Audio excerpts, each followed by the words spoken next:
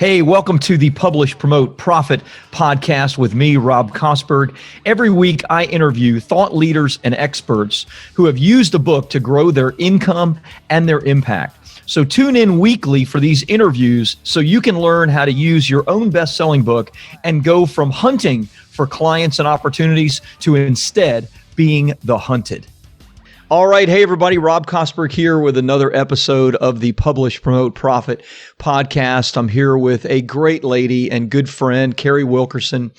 Carrie's an international speaker, sought after radio and TV personality. She's the best-selling author of The Barefoot Executive, which we're going to talk a little bit about today. Excited about that. Carrie teaches thought leaders and experts how to maximize their business results while keeping their priorities intact. And she's, of course, a mom of four and is a great person to teach on that respect because I know personally that she does that. So, Carrie, thank you. Thank you so much for being with me today on the podcast. Yeah, thanks for having me. This is up close and personal. We're actually in my bedroom. My rescue pup is right here with us. This is what the pandemic has done, right? We've taken away all formality. It's all gone. That's right. It's all good. We're just right here hanging out with the pups in the middle of the storm. But yeah, mom of four, ranging in age. I used to say from toddler to teenager, and now I have to say from teenager to adults because dang, time flies. Yikes. I know. Well, I know what it's like when my baby is 20. I'm like, oh my gosh, I should be old, but I certainly don't feel old. How are they getting so much older and we're not? Exactly. It's a phenomenon. Exactly. So talk to me about the writing of your first book. What made you write a book? We're going to talk, of course, towards the second part of the podcast about what the book has done for you, but why did you write it? What made you take on that kind of challenge? And it is a challenge, right? Oh yeah, it's worse than giving birth. Yikes. It's unmedicated birth that was unexpected and no deadline and no doctors. It's a process. When I was little, I found a note in my mom's hope chest one time of my schoolwork from when I was a kid, and I was creative and I was writing stories and poems and all that. And she said, Carrie, you should write a book. My mom has always said that since I was little, but I think she assumed like fiction or, storytelling. Then I got older, and in the process of creating a business around my family, I'm probably a little bit different case than most of your clients in that I was on Twitter one day and I went into my DMs and there was a message that said, we want you to write The Barefoot Executive for us, which was the name of my company at the time. We want you to write The Barefoot Executive for us. Do you have any interest? And it was the business acquisitions editor for Thomas Nelson at the time, who was Joel Miller, who is Michael Hyatt's son-in-law. So I did all my research before I responded. I called him and I said, I don't think this is how this process normally works. Shouldn't I have a proposal? Shouldn't I want to write the book? He said, we want you to write a book for people that want to create a business at home. This was in 2010 that he approached me. He said, I'll help you craft the proposal because we know what we want, but are you interested? So basically, they asked me to write the book and they pulled me in to write the book. So I jokingly asked you before we started, should I tell you what all not to do? But unlike the process you go through with your authors, nobody walked me through what will this do for your business? Is this bringing to you the kind of client that you want? Is this putting you on the stages that you want? And the answer for all that, truthfully, was no, because I didn't want to work with startups. And for keynote speaking, that's a really rare kind of audience. Like corporates aren't going to bring you in to talk about like starting your own business or having financial freedom. They don't want any part of you. So in that respect, it was not good for my business. Interesting. However, the credibility of a book is always good for your brand. Yeah. So I do still get to say I'm published by a mainstream, company, and we have sold tens of thousands. And I do still sell. We're 10 years later now, and we still sell boxes and boxes and boxes of books. But it did not bring to me my ideal client or my ideal stages. However, it did help me set a bigger fee for the stages I did have. Interesting. So that's in a nutshell, some of that, but that's why your process is so valuable to your client, because you can kind of back them into, this may be a good idea or an in-demand idea or whatever, but is this going to grow your business in the way that you wanted to grow your business, because I also went through a mainstream publisher. So I also don't make a dime really on the sales. Yeah. Painful. Yeah.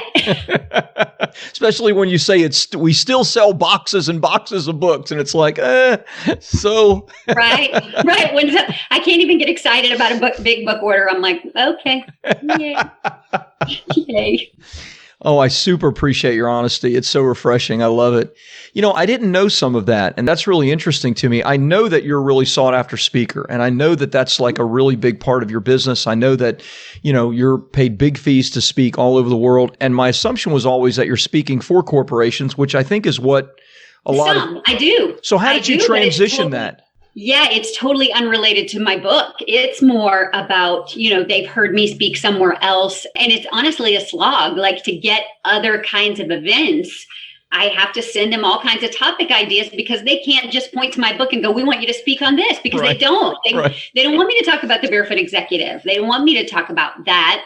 They do love that I'm an author. Now, as far as big keynotes for like direct sellers and network marketing and sales forces and stuff, they do love the Barefoot Executive message. Right. But yeah, the other is a really hard sell until I come out with another title. But honestly, my first one was you and I have talked about this before. It was such a painful experience with a publisher, and they sold in the middle of my contract. So I lost my entire publicity team. My launch was a little bit of a disaster. It only worked because I'm a marketer, Right. but it wasn't a good situation. So I've been hesitant to do it again, because writing a book, when it's not done right, it can take away from your business. And so many times I have to decide, like, do I want to make money or do I want to write the next book? And so we just haven't done it yet.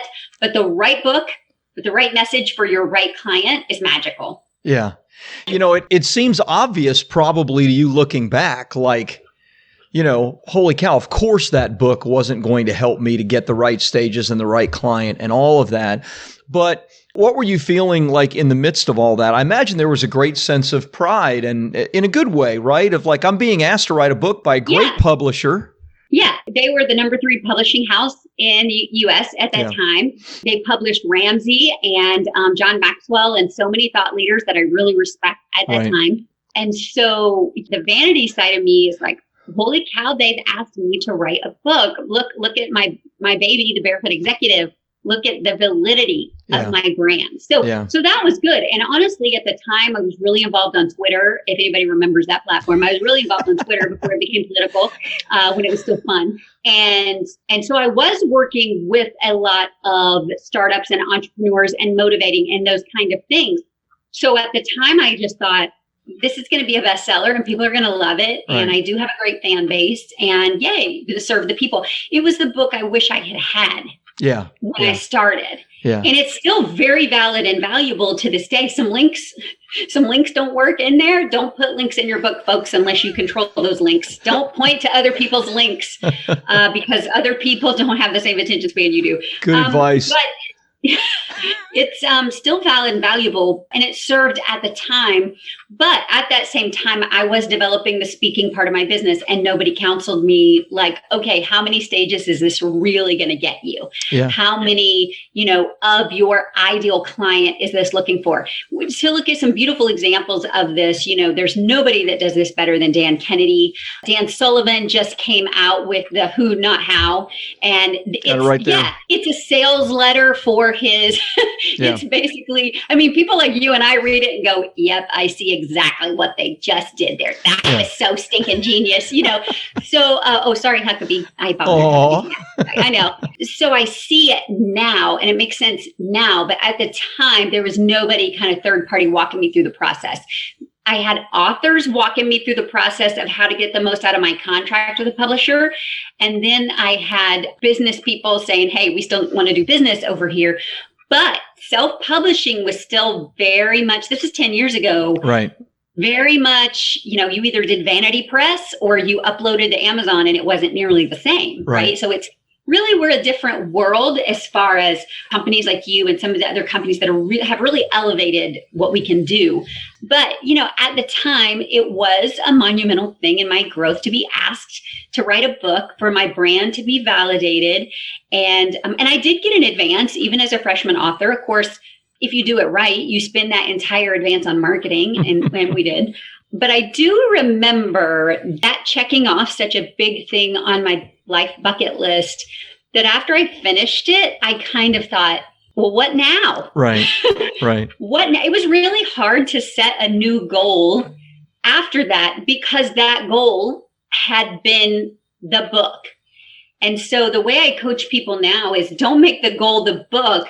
Let the book lead you to your next goal of either funding a nonprofit or your retirement account or your next clients or your elevated stages. But don't let the book be your goal, because I think that turns out to be pretty empty, especially if you look at the stats of who actually reads it, who actually reads a full book, if they take action on it. I mean, if you're really looking to change the world with your book, don't make the book your goal. Make the sales of the book and the promotion of the book fund something that helps you change the world, because that's more in your control than the actual book itself. Boy, I love that. That's great advice. The human psyche is funny, right? Like, we're motivated maybe on the surface by certain things, but there's these deeper level, like, motivations within us that oftentimes we're not even like really aware of. We have to talk about this with our authors a lot, because there is, this sense of validation and this sense of extreme pride that somebody has in doing a book. And oftentimes they can let that steer them away from, maybe the bigger goal on the back end, right? And thinking about what that goal would be on the back end. We have to talk to our authors about this a lot when it comes to like telling their story. Like, if they want to write a biography, an autobiography, great. We can help them with that. But they need to understand that an autobiography isn't really going to get them closer to selling something or even necessarily speaking on stage. They have to think, how does that story fit within the desired result that you want? And I think you just said it in a beautiful way. So thank you.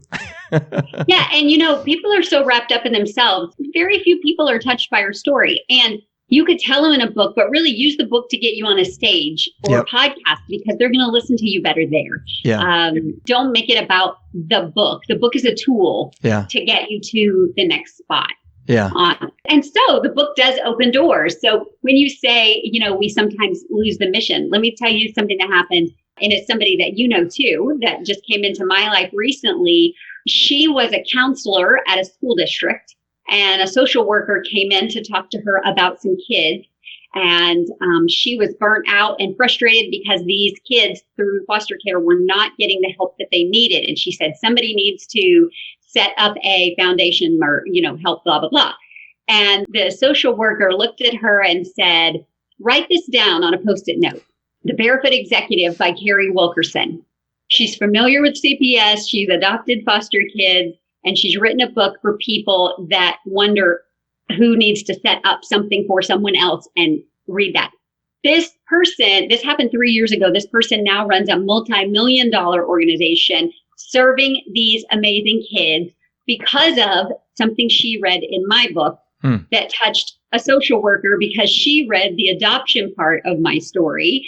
It was these little touches. And she sent me a picture of the Post-it note the other day that she has kept since 2017 that said, The Barefoot Executive by Carrie Wilkerson. So does your book and your story change the world? Maybe, little by little. But now she's also publishing a book with you, so that she can reach the world in a bigger way, the way the Barefoot Executive did. And so when I look at, she's also adopted a child through CPS. Yeah. So when I look at, have kids been adopted? Yes.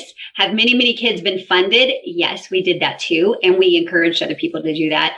Have we bumped up my fees? Yes. Have we attracted some clients? Yes.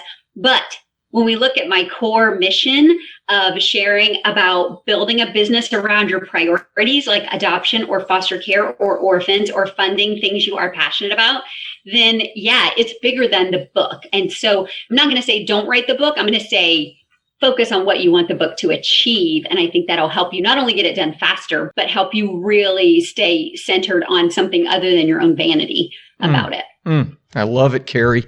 You're answering my questions before I ask them. This is fantastic. Good. And I love our mutual acquaintance, and thank you for the introduction. She is amazing. Reminds me totally of you. And, and she's a fire starter for sure. I adore her. But also, we just found out the other day that we actually graduated high school, both in these teeny tiny little podunk nothing towns, 6 miles away from each other. No way. We have mutual friends that we grew up together. We knew some of the same teachers that were married to each other in the different school districts. It was actually pretty funny. And so also, you don't have to be from a big town or big stories to make a difference. She and I are really good examples of growing up in a nothing town that shows up nowhere. Population can't wait to get out of here kind of town, both of us. And now we are both female world changers in our own niches, you know, and so that's pretty exciting, I think. And part of that's because of books. Yeah. No doubt. No doubt it is. And I can't wait to see what we're going to do with the next step for her book. Tell me, besides the obvious big mistake that you shared about, writing a book without thinking about the end in mind, biggest challenges to getting your book written, biggest things that you wish you knew, when you were in the midst of it, what does that look like for you? You have to have somebody holding you accountable for all that. Like, you're not just going to get it done. We're not Stephen King. Like, he wakes up and writes until the motivation hits. He says, the rest of us do not operate that way. One of my current titles, I've been at the editing stage for like 3 or 4 years, like getting ready to fix and to get, and I keep changing the angle in my head or the whatever. And I should have finished it in the pandemic. I mean, good grief, we've been in lockdown for a year. I should have finished it, and I haven't finished it because there's nobody making me do it. So you have to have an accountability team. I do also think it helps if you have a financial investment behind it, because often where we put our money, our heart will follow. It's true. It's true. And so accountability really helps. Knowing the reason why you need it out, whether it's for credibility or what, unfortunately, when I came into my book, I already had some credibility and notoriety, so to speak, in my field, and some really great peers and name recognition. And so I didn't need it as much. But if you're starting, then a book literally gives you that credibility of, oh, hey, she wrote the book on it, right? Yeah. So I think those things are helpful, but you have to, this is what I'll say in my ancient wisdom. I have a birthday tomorrow. So in my ancient wisdom, I will say this. If it's important, and everybody write this down, if it's important, it deserves an appointment. If it's important, it deserves an appointment. Put the scheduled time in your calendar, just like you would a doctor's appointment or a dentist appointment or a date night. Put it in your calendar. When are you going to write?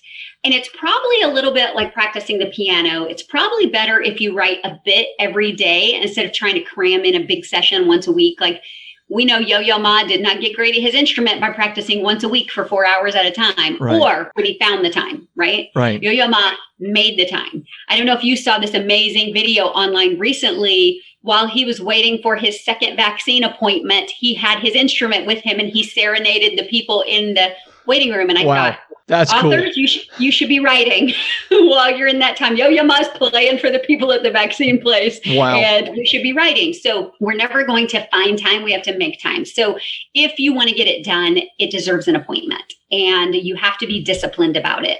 Books don't just write themselves.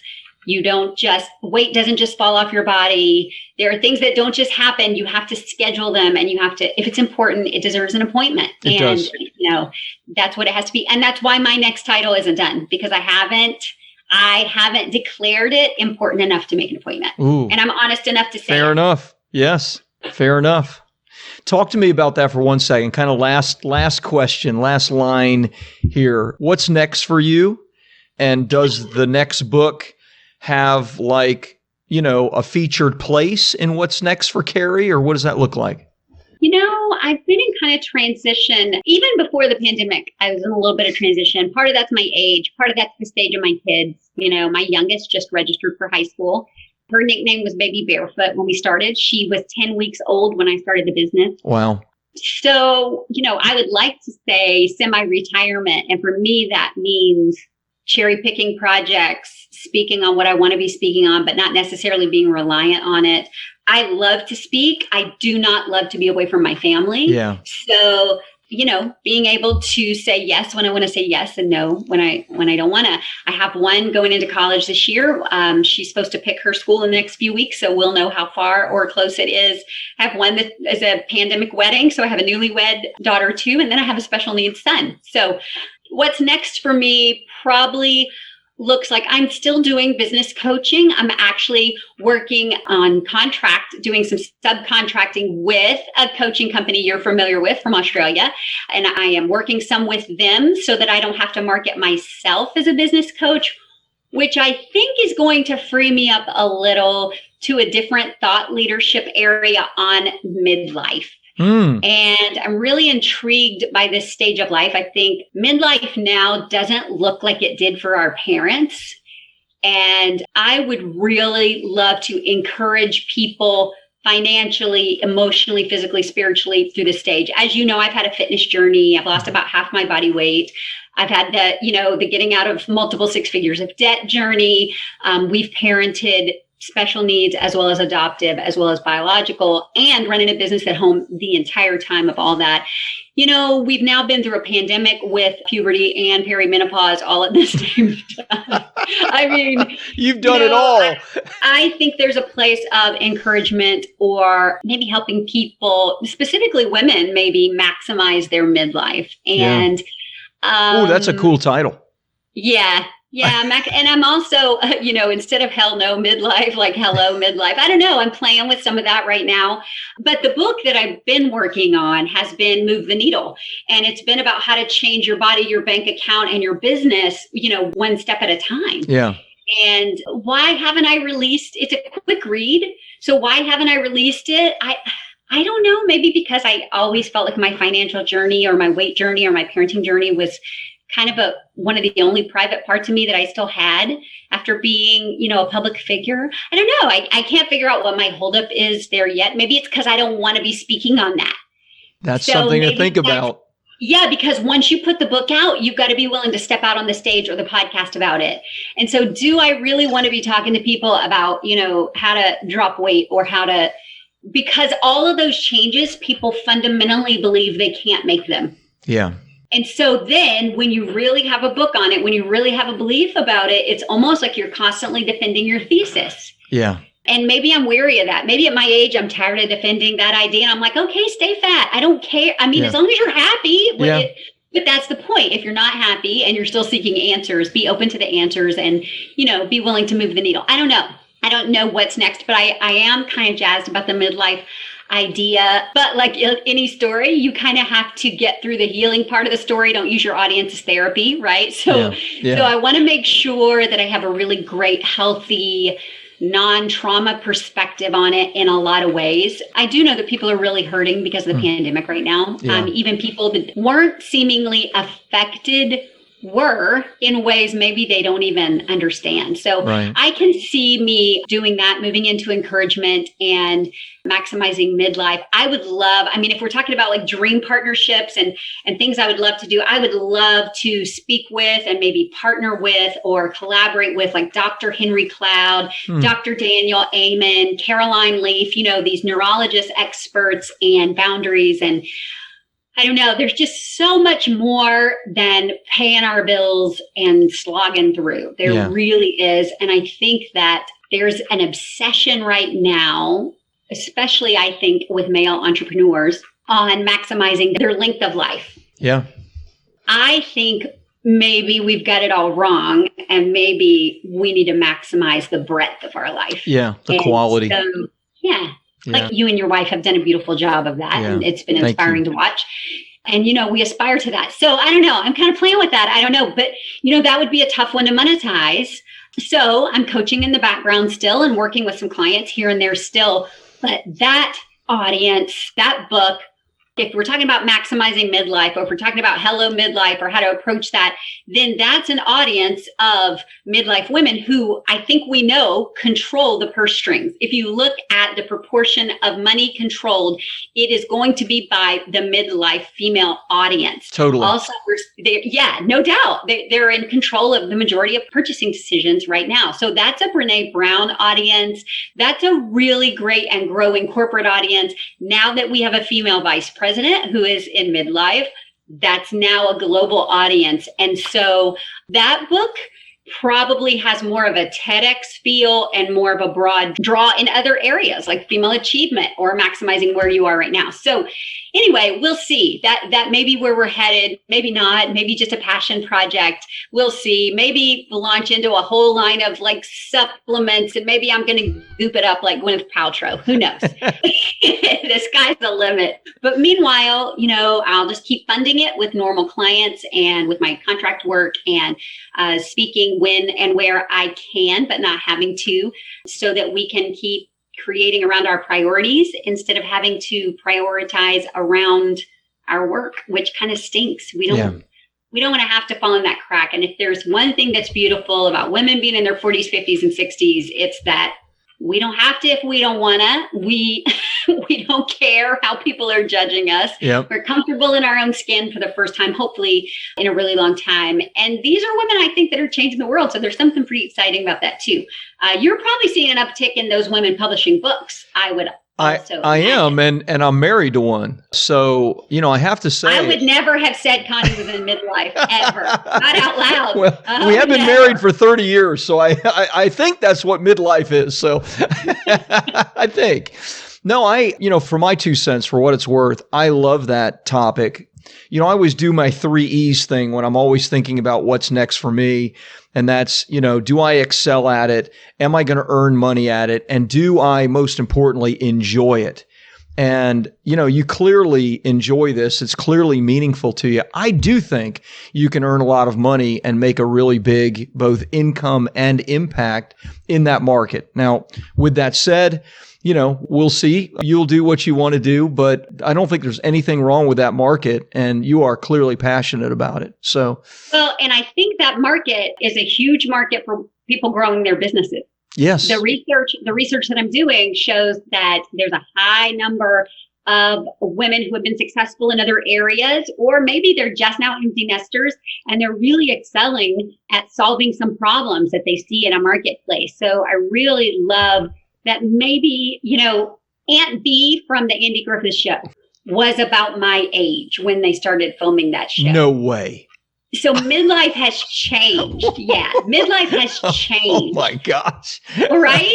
How we look has changed. Yeah. How we act has changed. How our physicality shows up has changed. We're stronger. We're living longer. We're parenting longer. I mean, my kids span a lot of years.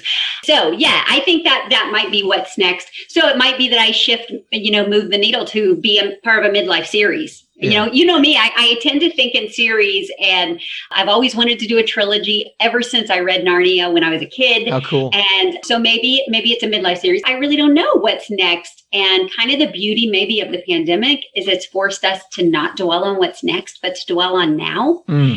And here's an example.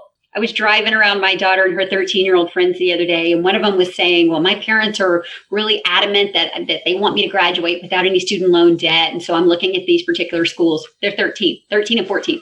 And another one was saying, well, I'm really focused on scholarships and grants because my parents are a little behind in saving, blah, blah, blah. Wow. And another one, there was 4 girls. And then one of them was saying, well, I'm pretty sure that with my focus on STEM and science and math, I'm pretty sure that the women in the sciences, I'm going to be pretty funded. And then my daughter, who's actually brilliant and very motivated typically, she goes, y'all, I'm just trying to get through 8th grade. She said, I'm just focused on the now. I just got to get through 8th grade in this pandemic, and then I'm going to focus on, what we got to do in high school. She's always been the one like, oh, I'm going to go to the Coast Guard Academy like granddad. Oh, I'm going to go do this. Right now, the pandemic has her really focused on the now. She's like, I'm just trying to get out of 8th grade. Great story. So I think that's where I am in business right now. I'm just thinking, okay, first of all, let's survive midlife, and then we're going to walk people through some fellow survival and how we can thrive too. So we'll see. But in the meantime, as an author, you have to know what you want the book to do. You have to know what your deadlines are. If it's important, you make an appointment for it. And also get your own skin in the game. Nobody is buying this title from you. Nobody is coming with a big advance. Nobody is coming to give you 6 figures because your story is so moving. It's not going to happen. If you're watching this podcast, it's not going to happen. I'm sorry to say that to you, but publishing has changed. And so you have to set the appointment. You have to invest the dollars, you have to invest the time, and then you have to know how it's going to impact the rest of your life. It's not just about releasing a story into the world. The world has enough story. It's how that story is going to grow your business. Wow. Well, I don't think I can say it any better than that. So hire Rob to help you with it. You're awesome. Oh, I love talking to you, Carrie. I miss you. Maybe when this pandemic's all over and you and your husband can come and enjoy some time in St. Augustine. So yes. We got a great and my guest niece house is in for you. St. Augustine. Yeah, my niece is there. No way. At Flagler?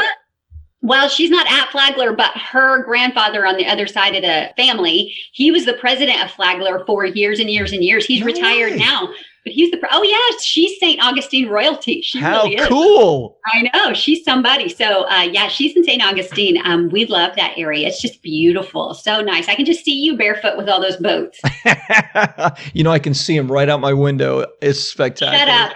Shut up. I'm in Texas with a pool that was busted during the freeze, and I'm just mad about it. I'm landlocked.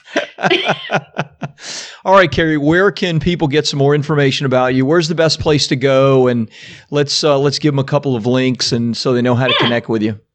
Yeah. So Facebook, does anybody go to Facebook anymore? Facebook is Carrie Wilkerson. I spell it like Stephen King spells it, Carrie. Instagram, I post a lot about my family there and just random thoughts. I have a YouTube channel, which is Carrie Wilkerson TV. So you can find a little bit of me here and there and around. I have withdrawn a little from so much personality marketing during the pandemic, just while I was reevaluating and deciding what I wanted to do. Yeah. Do not Google like Barefoot Executive and stuff. One of the reasons we abandoned the brand was because of social media and, some suspect markets. So do that on your own. Take that at your own risk. But Carrie Wilkerson, you should Google me and Google the word Carrie Wilkerson and podcast. And I've been on podcasts and there's lots of free resources and materials out. But my YouTube channel is kind of fun too. During the pandemic, I think I did the first 45 days. I did a daily shot of vitamin C where I just did a personal video every single day. Because, if you remember, we thought it was just going to be like 2 weeks. 2 weeks. Yeah. I stopped. I'm just like, I cannot do this for a year. I cannot. But there's about 45 videos there that are fun and encouraging. And I think people will like them. Love it. Love it. Carrie, thanks so much. You are full of energy and life, and you're obviously someone that really cares deeply. So thank you. Thanks for taking some time to be with us today. Thanks for having me. Thanks, everybody.